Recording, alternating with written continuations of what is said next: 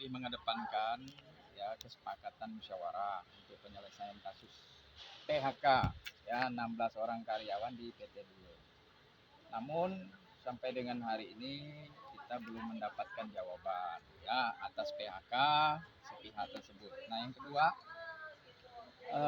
perusahaan terindikasi melakukan praktek union busting karena ke-16 karyawan tersebut adalah anggota Serikat Pelika yang sudah legal, artinya sudah didaftarkan di Disnaker Kuburaya. Jadi yang ketiga ya, tuntutan karyawan adalah upah minimum kabupaten. Nah, yang keempat, kita minta juga supaya perusahaan ini punya itikat baik lah terhadap 16 karyawan ini, jangan sampai gajinya juga ditahan atau tidak diberikan karena mereka juga memerlukan ya untuk biaya hidup sehari-hari. Jadi mungkin ini yang bisa saya sampaikan ya untuk kawan-kawan yang melakukan aksi mogok hari ini. Kita melakukan aksinya dengan damai, dengan tertib ya, juga mengikuti protokol kesehatan. Bang, abang kan sebagai ketua DPD tingkat provinsi, Bang. Apakah sudah ada berkoordinasi sebelumnya dengan pihak manajemen ataupun HRD, Bang? Jadi kita kemarin hanya koordinasi sebentar, mediasi sebentar ya.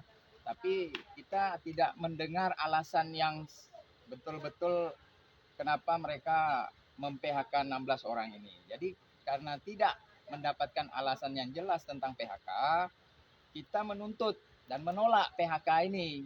Nah, dan terhadap kawan-kawan yang berserikat ini, ketua PUK sendiri, sekretaris dan pengurus serta anggota-anggota kita yang lain juga menjadi korban PHK ini. Nah, ini yang kita tidak mau dan kita tidak minta karena hari ini kita tahu dalam kondisi COVID seperti ini ya, negara kita hari ini juga sedang mengalami musibah masalah. Kedua, masalah lapangan tenaga kerja yang ya memang cukup sedikit hari ini dan sulit untuk mendapatkan pekerjaan, ditambah ekonomi yang sulit. Jadi ini yang menjadi kendala bagi kawan-kawan kita. Jadi tolonglah jangan dipersulitlah mereka. Tolong hak-hak mereka itu kalau memang perusahaan sudah final artinya mem-PHK diselesaikan ya. Tidak perlu harus ke Disnaker. Bipartit bisa melakukan ini. Jadi antara karyawan langsung dengan perusahaan karena ada perwakilan pengurus unit kerjanya di situ. Jadi nggak perlu harus kita ke Disnaker sebenarnya menyelesaikan permasalahan ini. Mungkin ini yang bisa saya sampaikan kepada kawan-kawan media ya. Bang, sekali lagi, Bang. Tadi kan tidak ada hasil yang didapat dari abang kan terkait dengan manajemen perusahaan. Selama ini apakah abang sudah melaporkan kasus ini ke Disnaker tingkat kabupaten atau bagaimana, Bang?